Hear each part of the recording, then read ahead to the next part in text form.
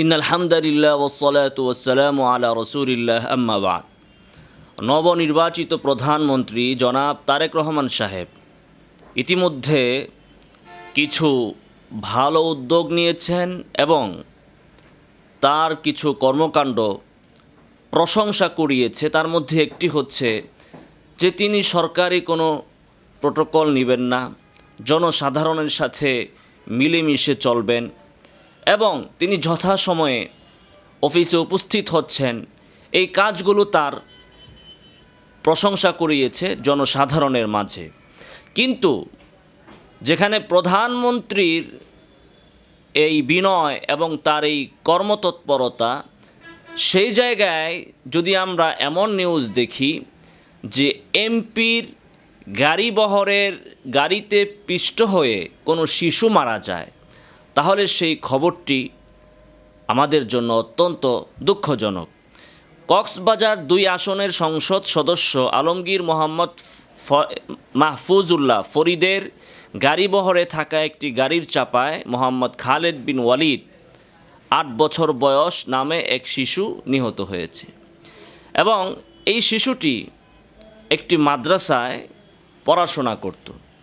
আজকে যদি কোনো স্কুলের শিশু এভাবে কোনো এমপির গাড়িবহরের চিপায় পড়ে গাড়িবহরের চাকার নিচে পিষ্ট হয়ে মৃত্যুবরণ করত, তাহলে সারা দেশে এটা নিয়ে একটা হইচই শুরু হতো। মিডিয়াগুলোতে ধারাবাহিকভাবে 1-1.5 মাস এই বিষয়টা নিয়ে খবর প্রচারিত হতো। কিন্তু আজকে মাদ্রাসার শিশু বলে কথা, মাদ্রাসার একটি শিশু মারা গিয়েছে, এজন্য মিডিয়াতে কিন্তু এই বিষয়ে আমরা তেমন কোনো খবর দেখতে পাচ্ছি না।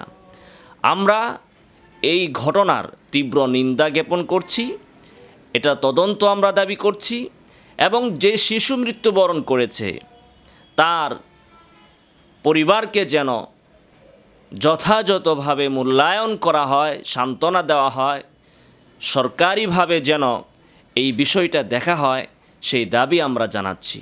মাদ্রাসার শিশু বলে আজকে সারা বাংলাদেশের সকল বুদ্ধিজীবী, সকল মানবাধিকার কর্মী, সকল মহল, জাতিসংঘের ইউনিসেফ, শিশু অধিকার নিয়ে যারা কথাবার্তা বলেন, এরা সবাই এখন নীরব, কেউই কথা বলছে না।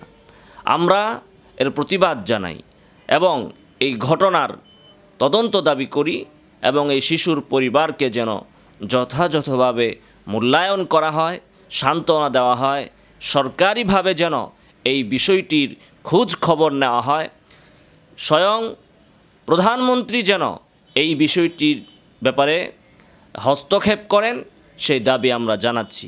আল্লাহ তাআলা আমাদের সবাইকে সুমতি দান করুন। আমিন ওয়া আখিরু দাওয়ানা আলহামদুলিল্লাহি রাব্বিল আলামিন।